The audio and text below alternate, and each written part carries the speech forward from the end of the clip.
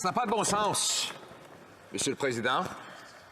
Un gouvernement qui a déjà provoqué l'inflation la plus élevée depuis 40 ans en doublant la dette nationale, en ajoutant plus à notre dette que tous les autres premiers ministres dans l'histoire du pays, avait avoué que les dépenses gouvernementales augmentent le coût de la vie pour monsieur et madame tout le monde. Finalement, après mes avertissements ici à la Chambre des communes pendant 3 ans, après que finalement les experts, soi-disant, y compris le gouverneur de la Banque du Canada, l'ancien ministre des Finances, Bill Morneau, et d'autres ont avoué que les dépenses du gouvernement augmentent l'inflation. Finalement, la ministre avait cette même révélation.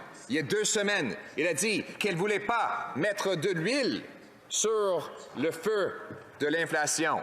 Donc, hier, on s'attendait à recevoir un budget qui contraignait les dépenses inflationnistes sur les épaules de monsieur et madame tout le monde, et on a reçu exactement le contraire. En fait, parmi les 4 promis que les libéraux ont fait, ils ont brisé tous. Ils ont dit que la dette par rapport au PIB allait diminuer chaque année, ça augmente. Que les déficits allaient réduire, ils augmentent.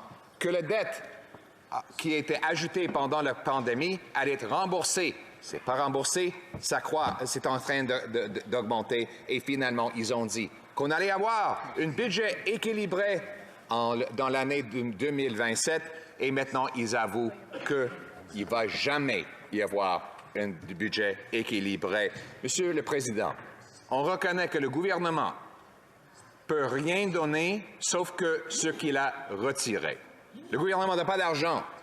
Donc, chaque sou dépensé par l'État doit être payé par les citoyens. Il y a 3 façons de payer pour des dépenses. 1, c'est avec l'inflation, en imprimant l'argent. 2, avec l'endettement. Et 3, avec les taxes et les impôts.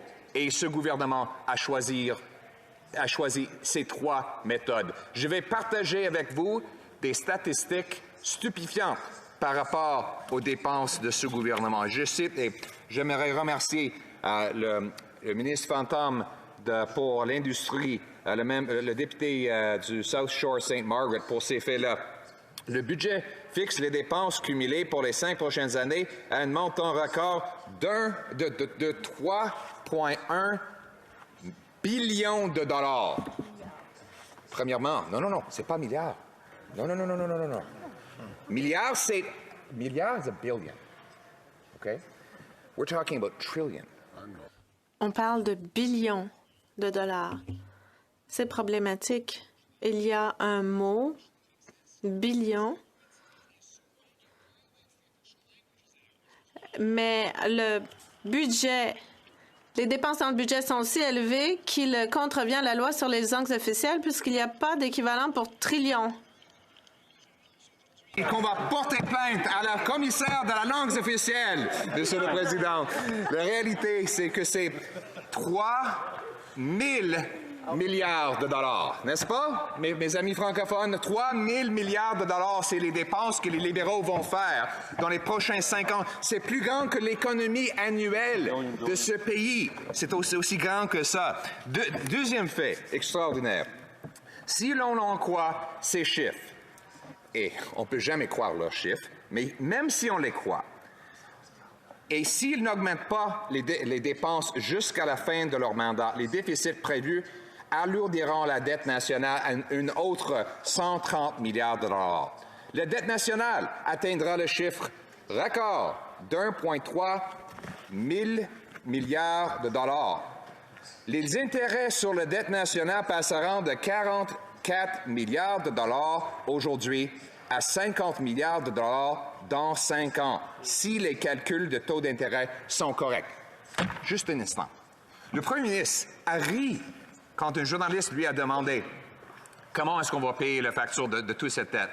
Il a dit « Oh, c'est pas un problème, les taux d'intérêt sont bas, on va jamais devoir payer pour ces dépenses-là. » Ça, c'était 2 ans Il y a 2 ans, il a dit que les taux d'intérêt allaient rester bas pour le reste de nos vies. Et maintenant, on voit que le coût d'intérêt sur notre dette nationale a doublé. On dépense le double de notre budget pour les défenses nationales sur les intérêts sur la dette nationale.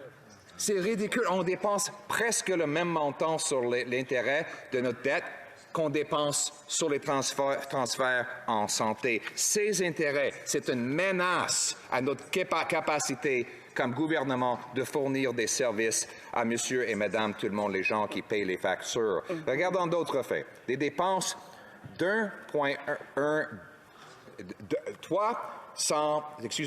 000 milliards et des déficits massifs jetteront de l'huile sur le feu de l'inflation, de sorte que des taux d'intérêt vont devoir augmenter encore. La dernière année de notre gouvernement conservateur, les dépenses pour les programmes étaient 280 milliards de dollars.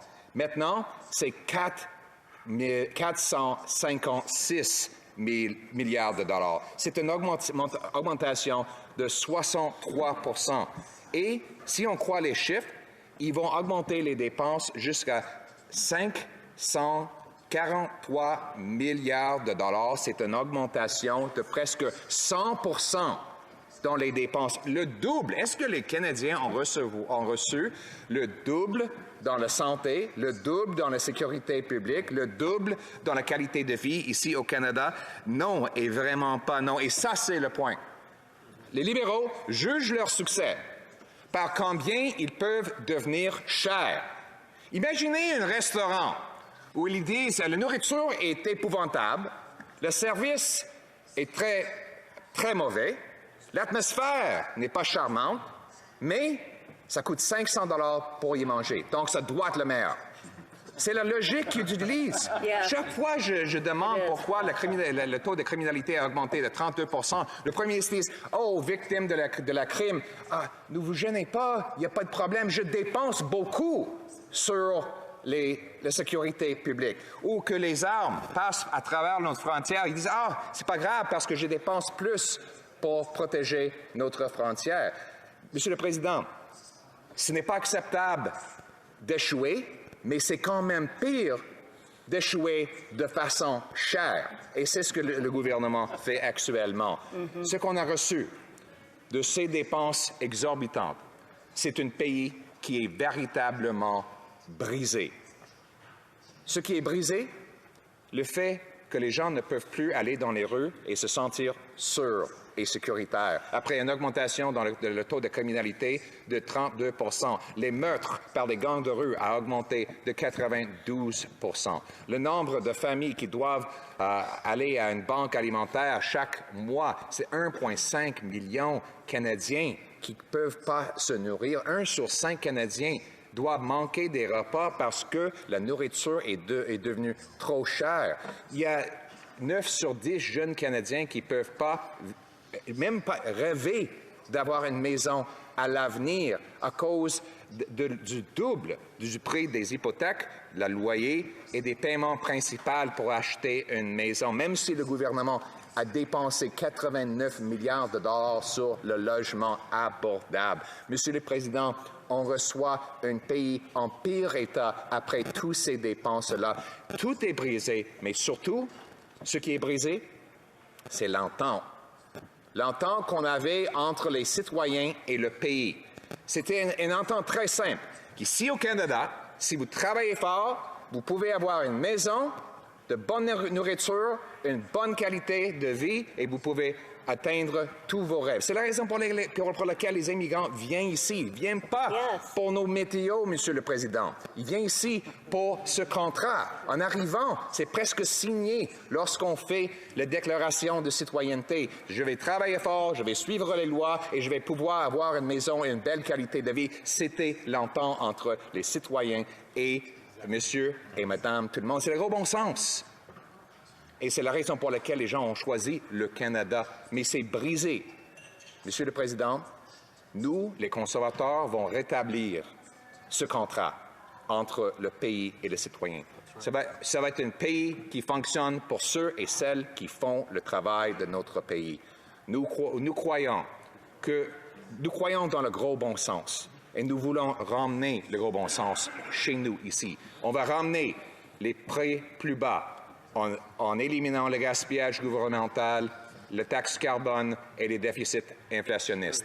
On va ramener des chèques de paie plus puissants en éliminant et réduisant les pénalités et des impôts sur les chèques de paie pour rembourser le travail. Ici au Canada, on punit le travail. On peut perdre 89 sous pour chaque dollar additionnel qu'on gagne quand on ajoute tous les taxes, impôts et pénalités gouvernementales appliquées à nos chèques de paie. Un gouvernement mené par moi-même va éliminer ces pénalités pour rendre le travail encore payant. Nous allons ramener ici au Canada les maisons que les gens peuvent encore acheter en éliminant la paperasserie et les obstacles pour pouvoir construire des maisons à travers le pays. Nous allons ramener ici au Canada des rues sûres où les gens peuvent être sécuritaires en éliminant les politiques de libération sous caution et conditionnelle que le gouvernement a mis en place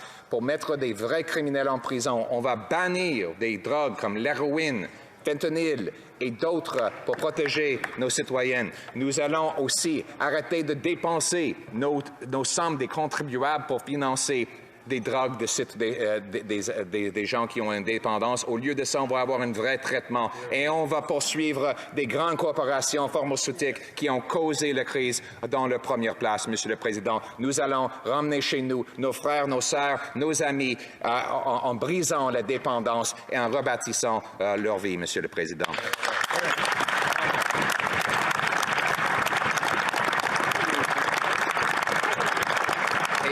Ramener la liberté chez nous aussi. La liberté qui est protégée par une force armée qui sera plus forte quand je deviendrai Premier ministre. Nous allons aussi ramener le pouvoir démocratique ici au Canada en éliminant l'ingérence étrangère dans nos systèmes électoraux et dans notre système démocratique. Le capital du Canada, c'est Ottawa, ce n'est pas Pékin ni Davos, c'est ici chez nous et c'est nous qui vont prendre notre propre décision pour l'avenir.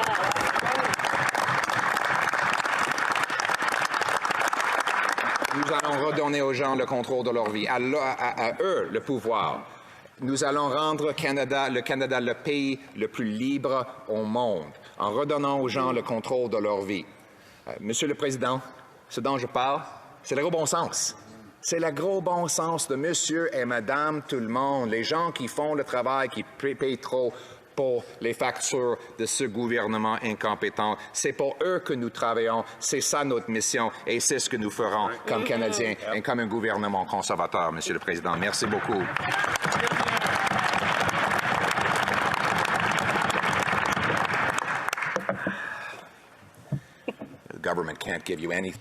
Le gouvernement ne peut rien vous donner qu'il n'a pas enlevé ailleurs.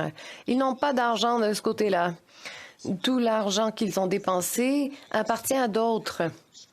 Il y a seulement 3 façons que le gouvernement peut avoir du revenu: en taxant, en imposant, en empruntant ou en faisant de l'inflation. Et ce gouvernement a fait les 3. La ministre des Finances a admis il y a quelques semaines que les dépenses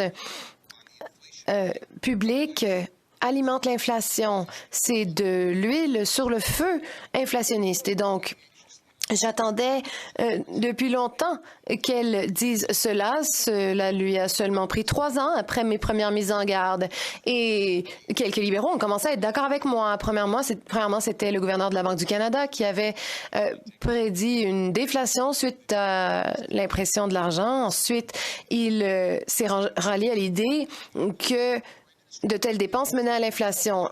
John Manley a dit que cette dépense débridée allait faire augmenter le coût de l'habit. Ensuite, Bill Morneau, l'ancien ministre des Finances, qu'il n'est plus là,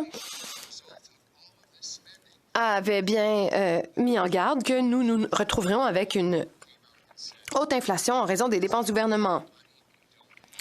Et nous savons que dépenser de l'argent que nous n'avons pas, cela mène à l'inflation. C'est ce qu'a dit la ministre des Finances il y a quelques semaines. Et nous pensions que cela aurait été une épiphanie pour elle et que le budget le reflèterait. Mais le premier ministre a ajouté davantage à la dette publique que tous les autres premiers ministres avant lui réunis. Je vais vous faire part de certains faits que le porte-parole en matière d'industrie de mon parti a dénichés. Donc, si on devrait croire ces chiffres, et on ne peut presque rien croire de ce que disent les libéraux, si les libéraux ne dépensent pas davantage, ils admettent, et pourtant ils ont admis qu'ils veulent ajouter 350 milliards de dollars à notre dette, et donc notre dette totalisera 1,2 billion de dollars. Les intérêts seront de l'ordre de 44 milliards de dollars cette année seulement et augmenteront à 50 milliards de dollars en vertu de ce plan budgétaire. Pour remettre ça en contexte, les libéraux ont doublé le montant que les Canadiens doivent dépenser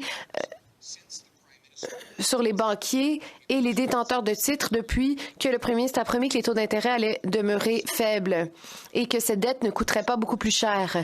Nous dépensons davantage au service de la dette et sur les intérêts de cette dette que ce que nous dépensons sur nos forces armées, sur les services de garde, sur les transferts en éducation et en services sociaux aux provinces et presque autant que nous dépensons en santé. Donc, au lieu de donner l'argent aux infirmières et aux soldats, ce premier ministre le donne aux détenteurs de titres et aux banquiers. Tout le contraire de ce qu'il a promis. Les libéraux admettent que les dépenses cette année totaliseront 456 milliards de dollars. C'est une augmentation de 63 % depuis que le premier ministre est entré au pouvoir il y a seulement 8 années. Et si vous croyez leurs prévisions, les dépenses vont augmenter à près d'un demi-billion de dollars sur 5 ans. Ceci signifie qu'ils auront doublé les dépenses publiques. Et y a-t-il quelque chose au Canada qui est 2 fois mieux qu'avant l'entrée au pouvoir des libéraux? Nos rues sont-elles 2 fois plus sécuritaires? Eh bien, nous n'avons qu'à regarder les nouvelles de cette semaine pour avoir réponse à cette question. Un père a été poignardé à mort en plein jour au Starbucks devant ses enfants car il avait demandé à quelqu'un de ne pas souffler la fumée, la buée de sa vapoteuse dans le visage de ses enfants. Un jeune de 16 ans a été poignardé à mort dans les transports en commun à Toronto par quelqu'un qui était récidiviste. 2 jeunes ont été poignardés et une de ces personnes a été assassinée dans les transports en commun de Calgary dans les dernières 36 heures. Les crimes violents ont augmenté de 32 %. Les meurtres mis par les gangs ont augmenté de 92 % sous ce gouvernement. Donc, nos rues ne sont pas 2 fois plus sécuritaires grâce à ce gouvernement qui dépense 2 fois plus. Avons-nous 2 fois l'offre de logement que nous avions avant? En fait, non. Le prix hypothécaire moyen a doublé. Le paiement de loyer moyen a doublé. Nous n'avons pas de meilleurs services en santé. Le temps d'attente pour obtenir des traitements peut atteindre jusqu'à 26 semaines. Donc, une fois de plus, le double du temps d'attente que ce qui était en vigueur lorsque ce premier ministre a pris le pouvoir. Chaque fois que nous parlons des problèmes qui apparaissent au pays, le premier ministre se défend en se vantant de tout l'argent qu'il a dépensé. C'est incroyable. C'est comme dire...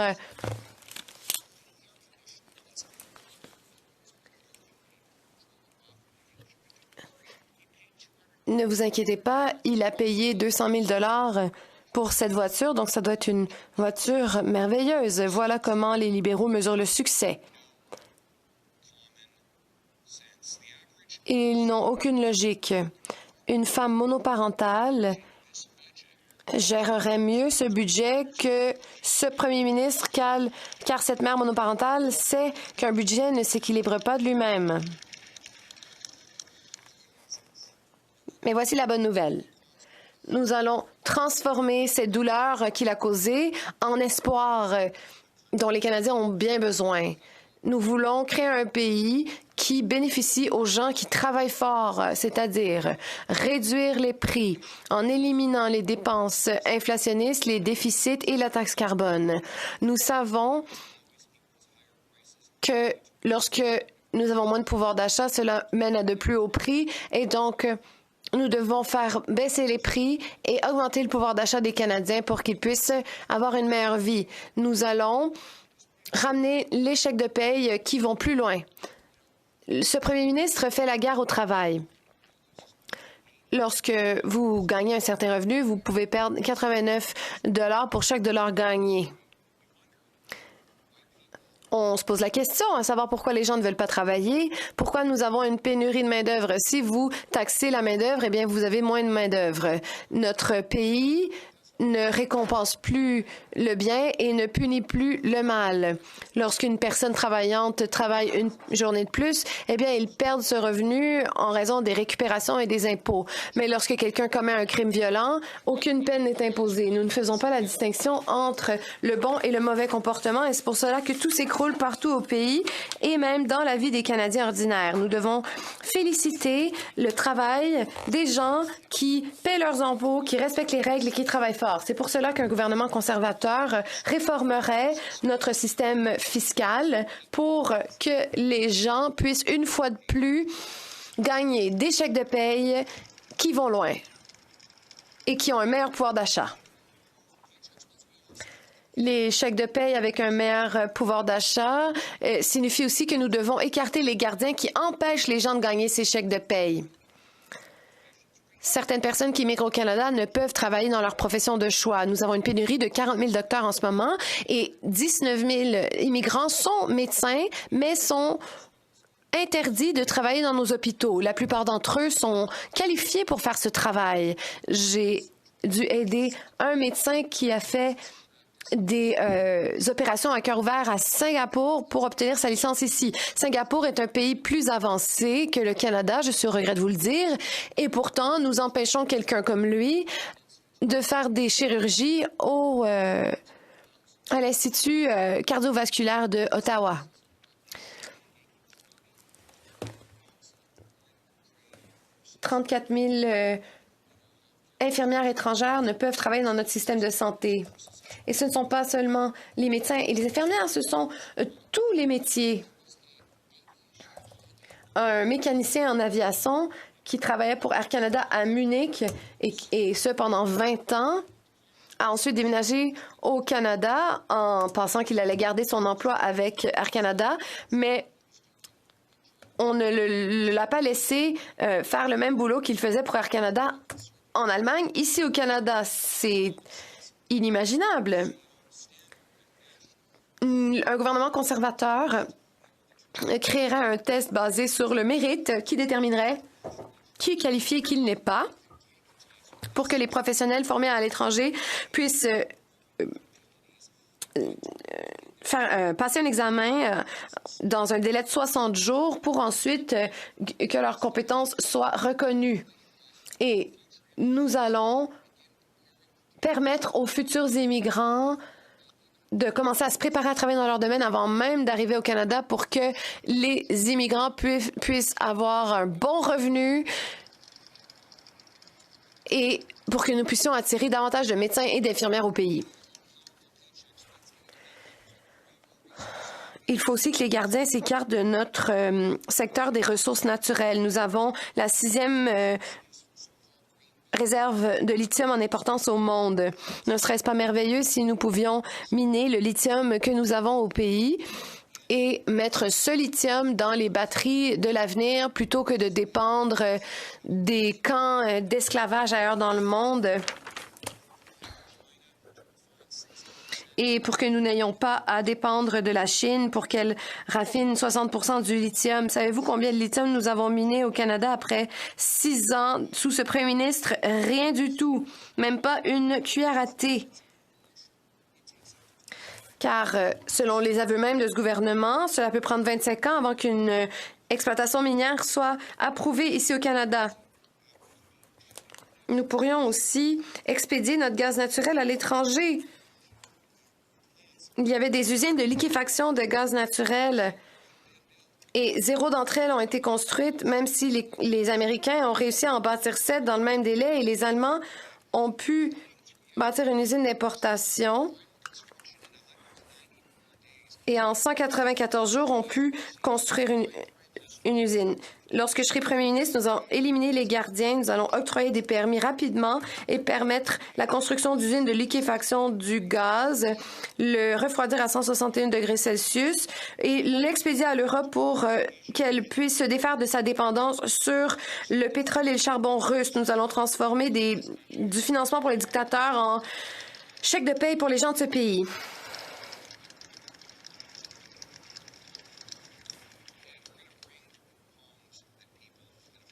Et nous allons créer des maisons que les gens peuvent acheter. Les logements étaient très peu dispendieux au pays avant l'entrée au pouvoir de ce gouvernement. On pouvait acheter une maison pour 450 000 $. Donc, le paiement hypothécaire moyen était de 1 400 $ par mois. Le loyer moyen pour un appartement à 2 chambres était de 1 100 $. Et où en sommes-nous aujourd'hui? Le paiement d'hypothèque moyen est de plus de 3 000 $. Et donc le double. La mise de fonds requise, donc une mise de fonds minimale de 5 %. Maintenant, on a besoin de 45 000 $. Cette mise de fonds a doublé. Et le logement moyen est de 2 200 $. Il a donc doublé. Pourquoi cela se produit-il? 2 raisons. Les dépenses inflationnistes font augmenter les paiements d'hypothèque et les gardiens du gouvernement empêchent la construction d'avoir lieu. C'est pour cela que nous avons le moins de maisons par habitant que n'importe quel autre pays du G7. Selon la Banque Scotia, nous avons moins de maisons ici au pays par habitant aujourd'hui que lorsque ce premier ministre est entré au pouvoir. À Vancouver, le coût du fardeau administratif est de 650 000 $ pour chaque unité de logement.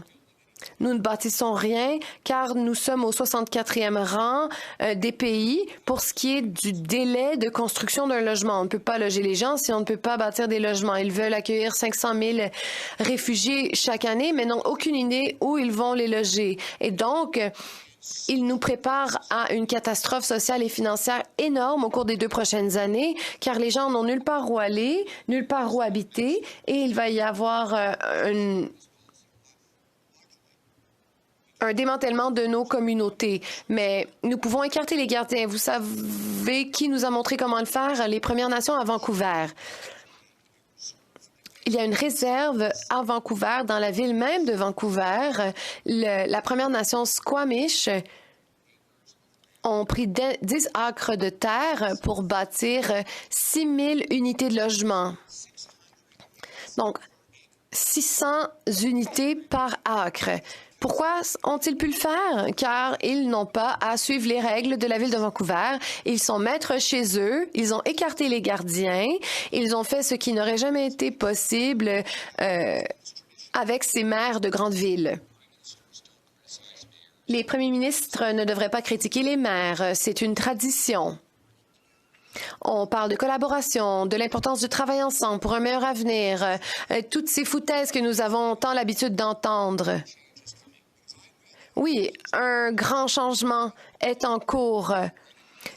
Le premier ministre m'a accusé de me battre avec les maires. Eh bien, oui, je vais me battre avec eux car les jeunes méritent de vivre dans une maison et je vais mettre en place des peines pécuniaires sévères pour les maires de grandes villes qui empêchent la construction de logements et je vais donner des primes à ceux qui permettent aux logements d'être bâtis en s'écartant du chemin. Leur solution, c'est d'envoyer encore un autre $1 million dans la bureaucratie municipale pour qu'il y ait encore plus de lourdeur administrative. Je vais payer pour des résultats. Donc, le financement sera associé au nombre de clés dans les serrures. Les maisons devront être terminées, les logements devront être terminés et les gens qui demandent de l'argent du fédéral devront justifier chaque dollar. Et je vais exiger qu'il y ait davantage de densité dans les villes proches des stations de métro, des stations de transport en commun. À Singapour, il y a énormément de densité de population. Les gens vivent même au-dessus des stations de train. Donc, il y a de riches quartiers où des socialistes qui boivent du champagne vivent, mais si je finance des stations de transport en commun, je vais exiger que des gens de la classe ouvrière puissent travailler proche de ces stations.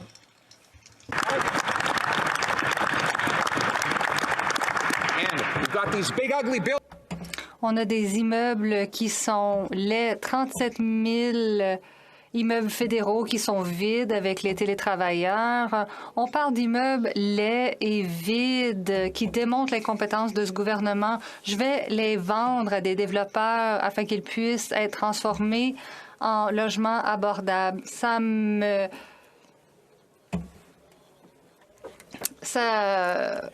réjouit d'imaginer des familles qui pourraient vivre dans ces immeubles-là. Et il faut avoir des gens de métier qui peuvent construire des choses. Les libéraux lèvent le nez, mais nous allons veiller à ce que les métiers et les apprentis aient le même soutien que les professionnels et les universités. Nous allons faire venir davantage de gens de métier d'autres pays. Et on va dire aux jeunes que de travailler dans les métiers, c'est tout aussi honorable et prestigieux que de travailler dans une profession.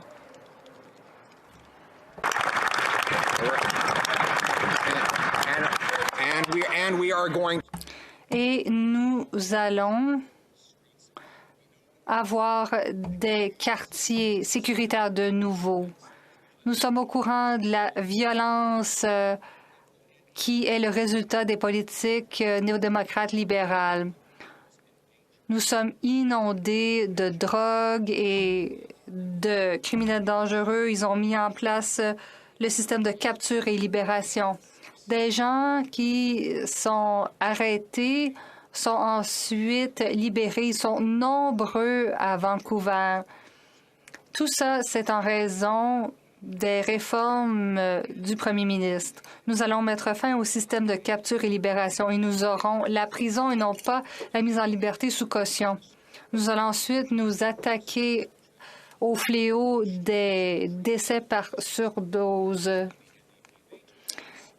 Ils nous ont dit qu'ils avaient toutes les preuves pour faire des choses qui n'avaient aucun sens. Ils ont dit, si on légalise les drogues, si on utilise l'argent des contribuables pour donner les drogues aux gens, il n'y aura plus de surdose parce que nous pourrons garantir que ces drogues sont sécuritaires. Mais en fait, ils ont des machines distributrices d'héroïne financées par l'argent des contribuables. Ils en sont fiers. Ils disent qu'ils se servent de données biométriques pour que les gens puissent obtenir les drogues auxquelles ils ont droit. L'hydromorphine est 3 fois plus puissante que l'Oxycontin. C'est presque de l'héroïne. Les consommateurs prennent ces drogues et trouvent qu'elles ne sont pas assez puissantes après un certain temps. Alors que font-ils? Ils les vendent aux enfants, ils prennent l'argent et s'en servent pour acheter du fentanyl. Ce gouvernement et ce budget promet des centaines de millions de dollars supplémentaires pour donner encore plus de drogues qui vont finir par tuer nos gens. Cette politique est un cauchemar. Le Lower East Side de Vancouver est devenu l'enfer sur Terre. Le nombre de décès par surdose est 300 % de plus que lors de l'arrivée au pouvoir de ce premier ministre en Colombie-Britannique. Et maintenant, on voit partout au Canada 22 surdoses qui mènent à un décès à chaque jour. Ça n'a aucun sens, et soit dit en passant.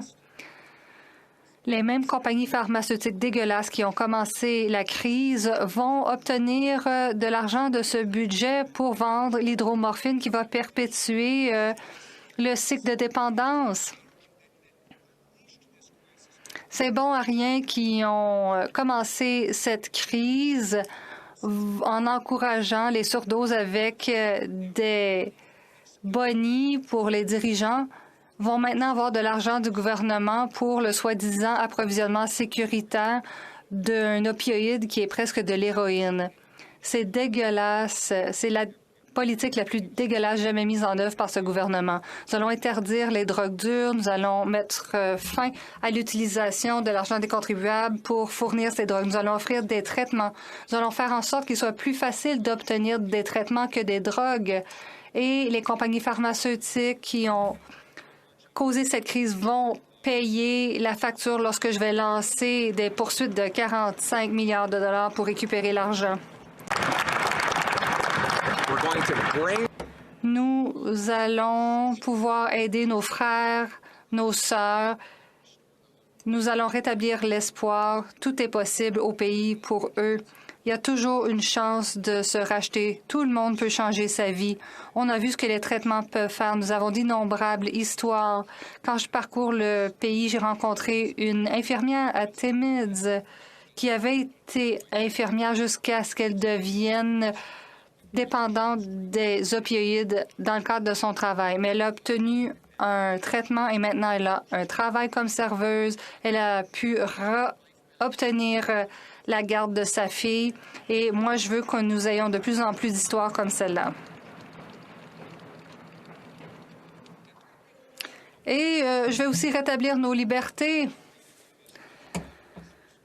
Monsieur le Président, plus on a de gouvernement, moins on a de liberté.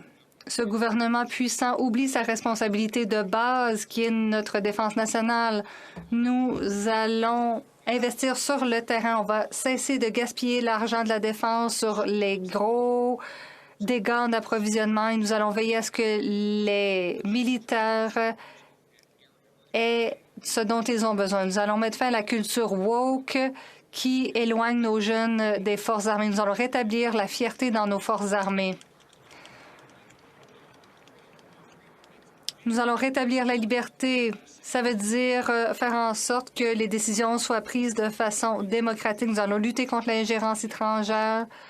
Nous allons mettre en place un registre pour l'ingérence étrangère et faire en sorte que les gouvernements étrangers cessent de s'ingérer dans nos élections. La capitale est à Ottawa, elle n'est pas à Davos, elle n'est pas à Beijing. Et soit dit en passant, je vais interdire à mes ministres toute participation au Forum économique mondial. Nous allons rétablir la liberté d'expression en abolissant le C11. Nous croyons qu'il y a déjà 37 millions de gens qui réglementent le contenu. Ce sont les citoyens du Canada. Ils ont le droit de décider ce qu'ils voient et ce qu'ils disent sur Internet.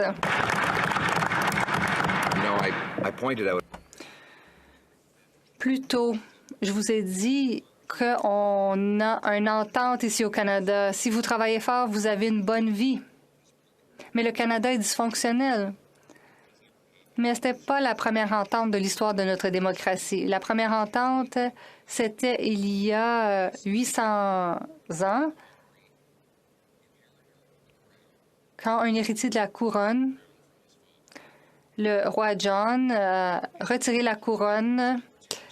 Il surtaxait son peuple, il lui retirait des libertés, il arrêtait les gens, il confisquait sans indemnisation, il faisait fi des règles. Mais le peuple lui a demandé de signer une entente, la Magna Carta, la Grande Charte, qui, pour la première fois, ramenait la liberté sous la loi.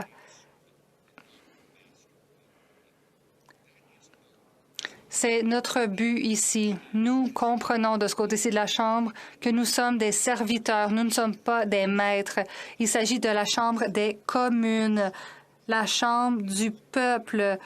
Le tapis est vert parce que les premiers se sont rencontrés dans un pré et ce sont eux qui ont fait les cultures. Ce sont pour eux que nous travaillons. Nous défendons le gros bon sens.